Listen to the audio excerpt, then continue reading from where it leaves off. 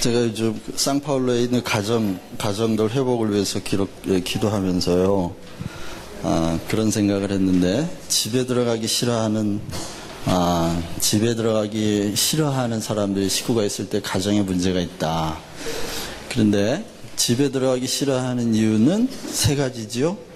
하나는 환영하는 사람이 없으면 집에 들어가기 싫습니다. 그렇죠? 환영받지 못하는 곳에 가고 싶지 않기 때문이죠. 누구나 어딜 가나 환영받고 싶기 때문입니다. 두 번째는 먹을 것이 없는 집은 들어가기 싫습니다. 들어가서 배고픈 집, 들어가서 굶주리는 집은 들어가기 싫습니다. 세 번째는요, 편안하지 않고 쉬지 못하는 집은 들어가기 싫습니다. 누구나 다 어디서나 환영받고 배부르고 그리고 인정받고 쉴 수 있는 곳을 찾아다니거든요. 예, 남자들이 술집 가는 이유가 왜 그럴까요? 거기 가면 환영을 해주거든요. 거기 가면 먹을 게 있고요. 거기 가면 편히 쉬게 해주거든요. 그래서 술집을 다니는 겁니다. 그래서요, 집안에 이 세 가지가 없을 때 교회도 마찬가지고 직장도 마찬가지입니다. 직원들도 직장을 출근할 때 자기가 환영받는다고 생각하면 가고 싶죠. 가서 충분히 자기의 능력을 발휘하고 그리고 인정받고 월급 받은 곳을 가고 싶어 합니다. 그리고 또 그 직장이 자기 등뼈를 빼먹으려고 하는 직장 가기 싫죠. 그곳에서 충분한 쉼도 주고 여유를 주는 직장에 가고 싶어 합니다. 교회도 마찬가지입니다. 손님이 왔는데 아무도 아는 척을 안 해요. 그런 교회는 가고 싶지 않습니다. 새로운 얼굴이 있으면 안녕하세요 환영하고요. 또 교회는 항상 먹을 것이 풍부해야 되죠. 영적인 양식뿐만 아니라 부엌의 인심이 좋은 교회가 사람들 많이 옵니다. 그리고 교회에서 자꾸 성도들한테 짐을 지어주면 안 오려고 합니다. 짐이 아니라 쉼을 줘야겠죠. 자, 그런 면에서 우리 옆에 분하고 한번 이렇게 인사하시죠. 잘 오셨습니다. 한번 환영해 주십시오. 잘 오셨습니다. 잘 오셨습니다. 예. 지금 웃는 얼굴로 인사하신 요대로 항상 교회에서 새로운 얼굴을 보면 잘 오셨습니다. 그런데 요거 잘 오셨습니다 하고 앞에 강조를 해야 돼요. 다시 한번 잘 오셨습니다. 한번 잘 오셨습니다. 또 다시 한번 인사하죠. 많이 드셨죠? 많이 드셨죠? 많이 드셨습니다. 편한 시간 되십시오. 다시 한번 인사하시죠. 편한 시간 되십시오. 네. 예, 이 세 가지 꼭 잊지 말고요. 집안에서 아이들한테 꼭 이 세 마디는 하루에 10번씩 해주시기를 바랍니다. 잘 갔다 왔다. 잘 왔다. 배불리 먹어라. 편히 쉬어라. 그러면 아이들이 집에 오는 걸 너무 좋아해요. 빨리 집에 가야지. 그런데 그거 안 해주면 집에 들어오기 싫어합니다. 애들이 집에 들어오기 싫어하면 벌써 문제 생긴 겁니다. 아시겠죠? 기도하시죠. 하나님, 탕자가 집에 돌아갈 때 우리 아버지께서 버선발로 달려가서 어서 와라, 어서 와라 맞이해 주신 것을 기억합니다.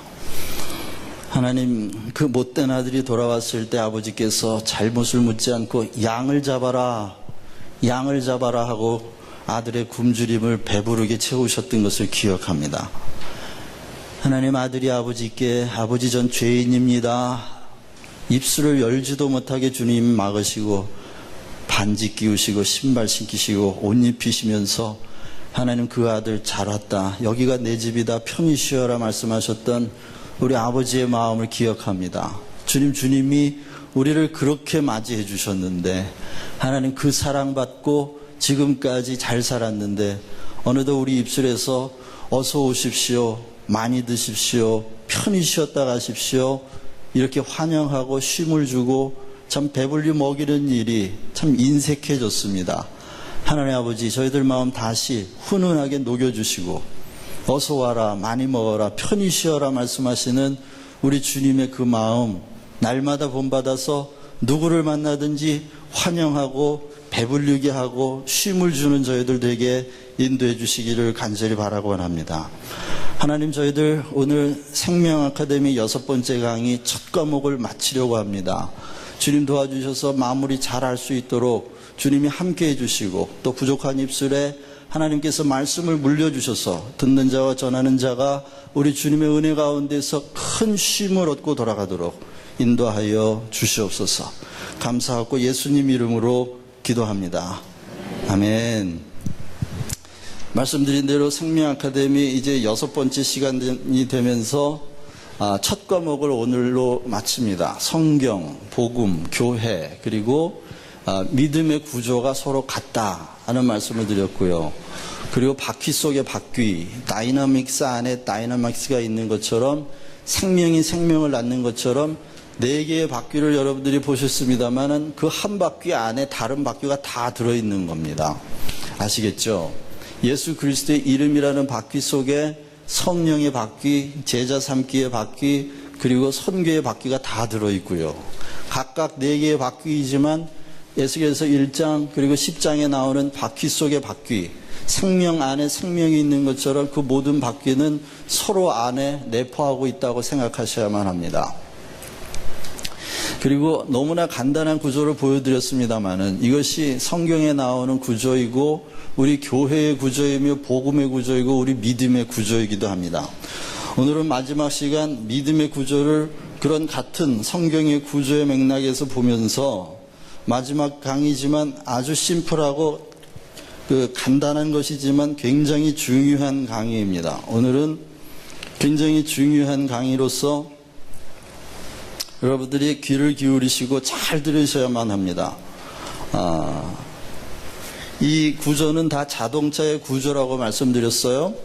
옛 언약과 새 언약, 그리고 메시아 사상과 하나님 나라의 사상, 이것이 우물정자 구조를 하면서 가장 기본적인 구조를 하고 있는데, 자, 믿음을 중심으로 그 앞에 하나님의 주권이라는 가운데 센터에 하나님의 주권, 그리고 가로 열고 생명이라는 단어를 제가 집어넣습니다.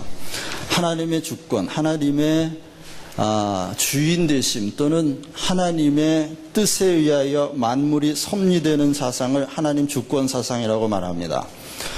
그리고 이 두 가지의 성경 구약과 신약을 가로지르는 두 가지 사상이 있다고 말씀드렸죠. 메시아 사상과 그리고 천국 사상 또는 하나님 나라 사상입니다. 자, 그러면 우리가 믿음이 있다고 할 때에 이 두 가지 사상이 사실은 두 가지 사상이 아니라 하나입니다. 메시아 사상 안에 하나님 나라 사상이 들어있는 거고, 하나님 나라 안에 메시아가 들어있습니다. 이것이 떨어질 수가 없지요. 떨어질 수가 없어서 우리가 하나님 나라를 이해한다는 말은 우리 주 예수 그리스도를 이해한다는 말과 같습니다. 또 예수님을 안다고 말하는 것은 결국 하나님의 나라를 안다는 말과 같은 이야기입니다. 그래서 그 앞바퀴 2개는 예수 그리스도의 이름과 성령. 왜 이렇게 했다고 그랬죠? 이것은 요한복음 14장, 15장, 16장에 보면 예수님께서 제자들에게 마지막 유언이 아닌 그 유언을 집행하실 분이 앞으로 온다고 말씀드렸어요. 다시 말하면 유언은 뭘까요? 예수님의 유언.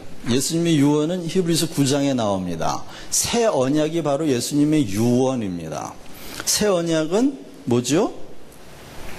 피로 세운 새 언약이지요? 뭡니까 그거는? 이 피로 세운 새 언약, 그 피로 세운 새 언약이 바로 구약의 아들에 관한 약속, 아들에 관한 메시아에 관한 약속이 이 피로 말미암아 완성이 되면서, 동시에 이 피로 맺은 새 언약은 앞으로 구원의 역사를 총체적으로 다 완성할 종말에 내가 다시 온다고 하는 그런 약속입니다. 그것이 유언입니다. 그런데 이 유언은 예수님이 죽기 전에 했습니까? 아니면 죽고 나서 했습니까? 죽기 전이거든요. 유언은 죽기 전에 하는 거죠. 그런데 유언은 죽고 나서야 실효가 됩니다. 그렇죠. 유언은 살아있는 동안, 유언을 한 사람이 살아있는 동안에는 그런 실효가 되지 않아요. 그러면 죽고 나면 그 유언을 집행하는 사람이 누구예요? 변호사지요? 변호사가 그것을 집행하지요? 그래서 보혜사 성령이 오셔서 예수님이 남겨놓으신 유언을 집행하시는 분이 성령님이에요. 그런데 그분이 누구의 이름으로 유언을 했느냐? 자기 이름, 예수 그리스도의 이름으로 유언을 하셨거든요. 그래서 예수 그리스도의 이름과 성령을 예수님이 요한복음 14장, 15장, 16장에서 제자들에게 남겨주고 갑니다. 내가 이제 아버지께로 가는데 너희들이 지금까지 내 이름으로 기도하지 않았지만 내 이름으로 기도하라. 그러면 내가 시행하겠다. 내가 아버지께로 가면 아버지께 성령을 받아서 내가 너에게 성령을 보낼 텐데 그가 내 이름으로 올 거다. 그거 왜 오시는 거죠? 유언을 집행하러 오는 변호사입니다. 예수님이 남겨놓으신 그 유언을 성령님이 오셔서 보혜사 성령께서 예수 그리스도의 이름으로 오셔서 예수님의 이름을 받은 사람들에게 예수님이 남기신 그 유언이 실효되도록, 실행이 되도록 집행하시는 변호사의 역할을 하는 분이 바로 성령님이십니다. 그래서 하나님의 주권에 의하여 아들 예수 그리스도 곧 메시아가 예언이 되었고 아들이 이 땅에 오셔서 그것을 십자가에서 죽으심으로 구약에 예언된 메시아를 본인이 내가 메시아다 하는 사실을 증명하셨습니다. 자, 그리고 나서 예수님이 예수 그리스도의 이름과 성령을 주고 가셨기 때문에 이렇게 하나님의 주권, 예수 그리스도의 이름, 성령은 마치 핸들과 두 바퀴처럼 같이 움직이는 거예요. 따로따로 움직일 수가 없죠. 그래서 예수 그리스도의 이름을 받는 사람은 뭘 받습니까? 성령을 받아요.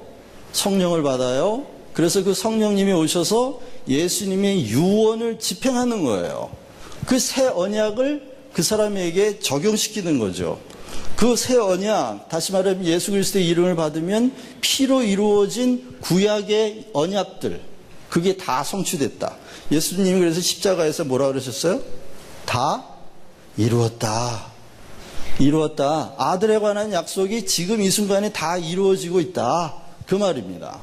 그래서 다 이루어졌어요. 그러면 구약에 나오는 모든 축복과 약속들이 다 이루어졌고 또한 모든 저주들이 예수 그리스도 안에서 율법의 모든 저주가 다 이루어진 거예요. 그렇죠? 그게 다 이루어진 채로 우리에게 적용이 되면 어떻게 되죠? 자, 저주가 다 적용이 되면 어떻게 됩니까? 우리는 죽어요. 뭐에 대하여? 율법에 의하여, 율법에 대하여 죽어요. 그렇죠? 그런데 모든 축복이 다 실행이 되면 어떻게 해요? 살아요. 영원히 살아요. 그래서 그 십자가 안에 있는 사람들은 율법에 의하여, 율법에 대하여 죽고, 그렇죠? 또 그 약속된 언약에 의하여 다시 사는 거예요. 예를 들면 레위기 17장에는 모든 피를 마시면 죽는다 이렇게 돼 있어요. 그렇죠? 피를 마시면 죽어. 어떤 종류의 피든지 마시면 죽는다고 돼 있어요.